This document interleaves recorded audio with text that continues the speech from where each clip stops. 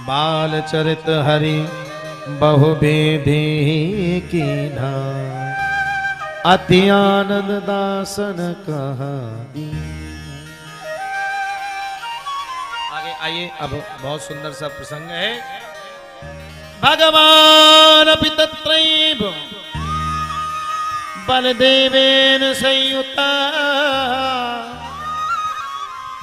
अपश्यन् निवसन् गोपान् इंद्रयाग्र ततोद्यमा।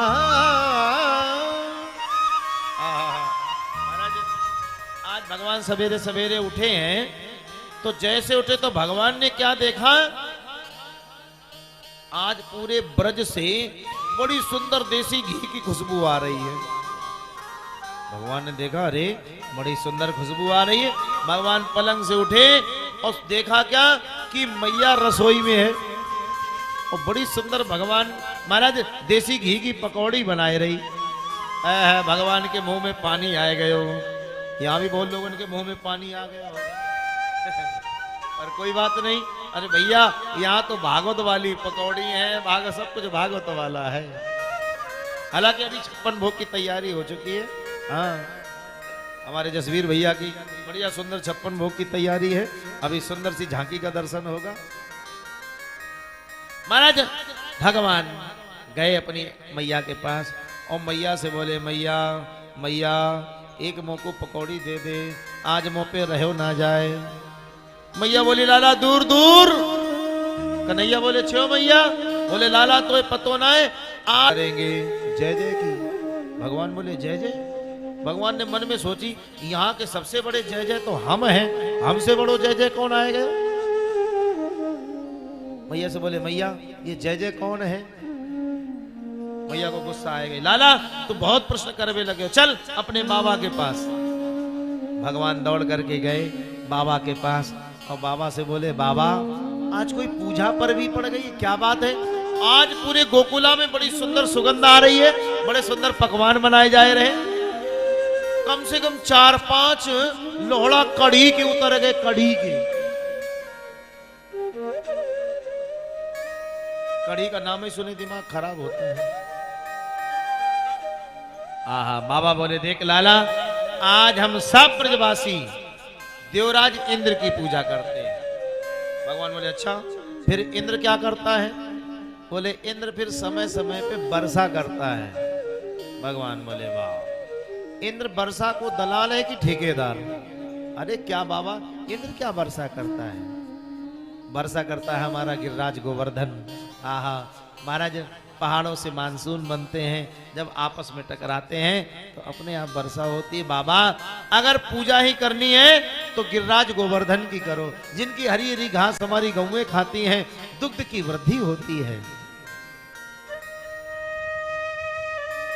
भगवान महाराज जब भगवान ने ऐसा कहा तो ब्रजवासियों ने सोचा, भाई बात तो लाला बिल्कुल ठीक कह रहा है। देखो जब हमारे कन्हैया, हमारे लाला जब 6 दिन के थे तब पूतना को समाप्त कर दिया था। महाराज जब 6 दिन के थे लाला, तब महाराज पूतना को समाप्त कर दिया था।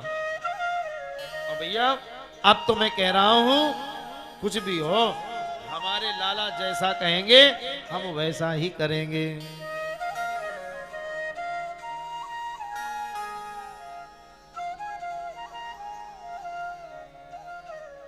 अब तो भगवान कहते हैं अपने पिताजी से, पिताजी प्राणी अपने कर्म के अनुसार ही पैदा होता है और के कर्म के अनुसार ही मर जाता है।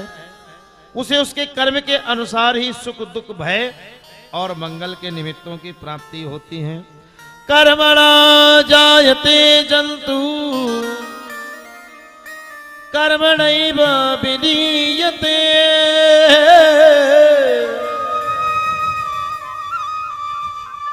सुखम दुखम भयं क्षेमं कर्मणैवाभिपद्यते।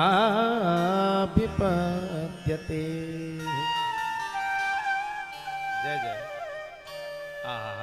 महाराज गोवर्धन नाथ की तराई में जैसे आए, अब तो भैया सबने कही एक काम करो, कन्हैया ने कही लाला, लाला ने कही ग्वालन से एक काम करो, अपनी अपनी सामग्री अभी यहीं रख दो, पहले हमारे गिरिराज जी का बढ़िया अभिषेक करो। अब बेचारे ग्वाला, दुबले पतले ग्वाला, घड़ा भर भर के लावे और गिरिराज जी पे जैसे डाले, एक घड़ा कहा हो इतने बड़े पहाड़ में वहीं समा जाए, और 50 घड़ा जल डाल चुके, ग्वाला थक गए, घड़ा वड़ा सब फेंक दी नो, बोले लाला इतनो तेरो देवता बड़ो है, या की तो दाढ़ी तक ना भीगी भैया। भगवान बोले कोई बात नहीं, बोलो चिंता मत करो, हम यहीं पर मानसी गंगा को प्रकट कर रहे हैं, मानसी गंगा। भगवान ने मैया गंगा का आह्वान किया, हरिद्वार से सीधा हमारी मानसी गंगा गिरिराज गोवर्धन में प्रकट हो गई। बोलो मानसी गंगा की। अब ग्वाला प्रसन्न है गए, बोले अब बढ़िया बात बनी। अब महाराज इन ग्वालन ने कहा कि नो अब तो भैया गिरिराज जी को अभिषेक प्रारंभ है गयो, और बढ़िया सुंदर ढंग से अभिषेक कीनो। बोले अब भाई एक काम करो, जितनी जो सामग्री लाए हो सब लोग अपनी अपनी सामग्री खोल के रखो। बेचारे ग्वालवाल सब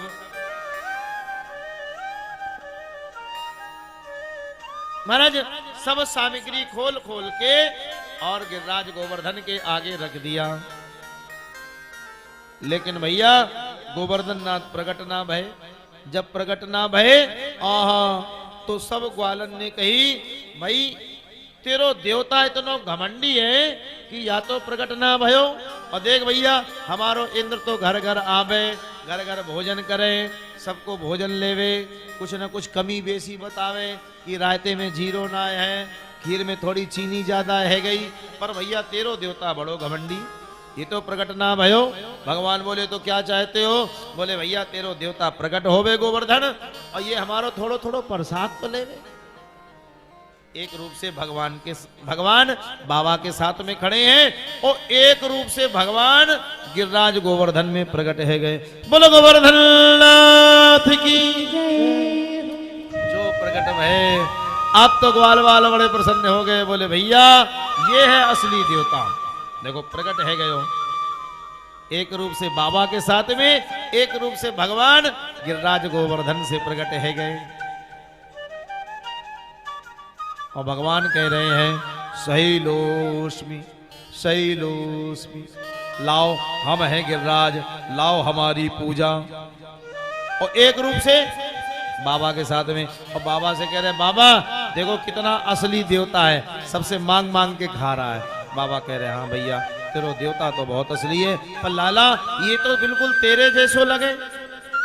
भगवान बोले अब देख लो बाबा। महाराज ब्रजवासी एक एक मोहन थार की पूरी परात की परात लाते हैं, और गिरिराज बाबा खाते चले जा रहे हैं, खाते चले जा रहे हैं।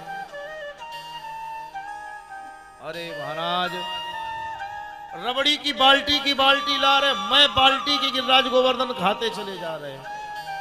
भैया स्थिति ये है गई कि एक पकौड़ी तक ना बची।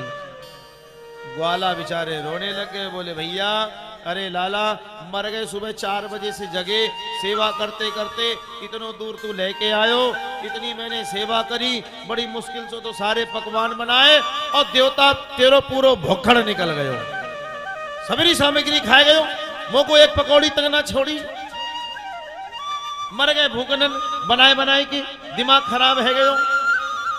भगवान बोले तो क्या चाहते हो? बोले कुछ नहीं, हमारी जितनी सामग्री बनी है, अरे कम से कम कुछ 2-2 4-4 रसगुल्ले, 2 4-4 मोहन थार, कुछ ना कुछ तो छोड़ता, ये तो सबरी खाए गए। भगवान बोले तो क्या चाहते हो? बोले कुछ प्रसाद दे दे। भगवान गिरिराज जी ने जैसी महाराज सामग्री ग्रहण की थी, सब की सब वैसी वापस करते जा रहे हैं। जो ही देखा, अब तो ग्वाल वाल बोले भैया देवता तो तेरो असली है, सबरी सामग्री खाए के और फिर जाने निकाल दी। अब देवराज इंद्र ने सोचा कि लाओ चलो थोड़ा ब्रज में भ्रमण करके आते, देखे हमारी ब्रजवासियों ने कैसी सेवा करी। महाराज जैसे पहुंचे हैं तो क्या देखा, इंद्र के पूजा बंद, गोवर्धन की पूजा शुरू। अब तो महाराज और इंद्र के अनुचरों ने आकर के बताया, बोले महाराज एक 7 वर्षीय जो कन्हैया है ना, उसके कहने पर सब ब्रजवासियों ने गिरिराज गोवर्धन पहाड़ की पूजा की है। अब तो इंद्र को मारे क्रोध के नेत्र लाल हो गए। सांवर्तक मेघों को बुलाया, जाओ सांवर्तक मेघों को आदेश दीजिए, शिला पृष्ठे। महाराज सांवर्तक मेघों को आदेश दे दिया, स्थूला स्थूला वर्षधारा, स्थूला स्थूला वर्षधारा, जाओ हाथी की सूंड के बराबर एक एक मोटी धार इस ब्रज में गिरा दो, कोई बचने न पाए। अरे भैया इतने तेज मेघ आ गए, महाराज बादल गड़गड़ाने लगे, बड़ी विचित्र स्थिति हो गई।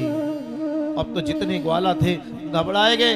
बड़े बूढ़े ग्वाला कह रहे हैं, मैं कह रहा था ना इस कन्हैया के चक्कर में आओगे तो सब मर जाओगे, अब कोई नहीं बचोगे। अरे हम जीवन भर से इंद्र की पूजा करते चले आए, ऐसे नन्हे से बालक के कहने पर पहाड़ की पूजा। महाराज भगवान कह रहे कोई बात नहीं, ब्रजवासियों चिंता मत करो, यहाँ पर भगवान ने गिरिराज गोवर्धन को महाराज अपनी कनिष्ठ उंगली पर धारण किया। और सब ब्रजवासियों से कह रहे भैया सब लोग आ जाओ इस पहाड़ के नीचे। ब्रजवासी सोच रहे हैं भैया चाहे पानी बूंद से तो थोड़ा बच भी जाए, फिर अगर पहाड़ गिर गया तो हड्डी तक का पता नहीं चलेगा। पर बड़े बूढ़े वालों ने कहा कि भैया अब जहां बाल बच्चे गए हैं वही हम लोग चले, हम लोग यहाँ बाहर क्या करेंगे। सब गोवर्धन पहाड़ के नीचे आ गए। 7 दिन 7 रात्रि बराबर वर्षा की, और भैया महाराज ब्रजवासियों का कुछ नहीं बिगड़ा।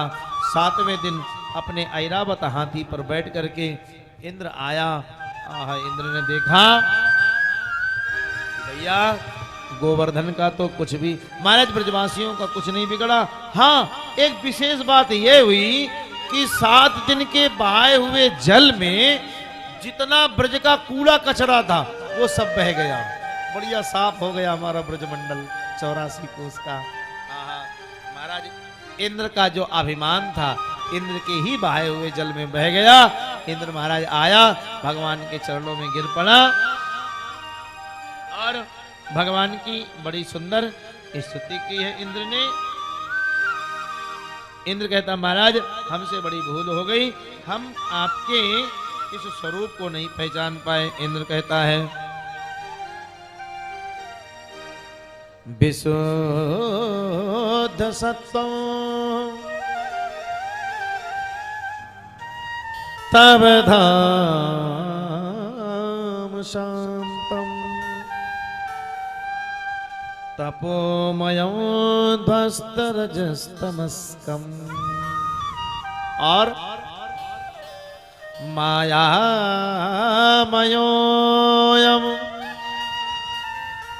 गुण संप्रभाहो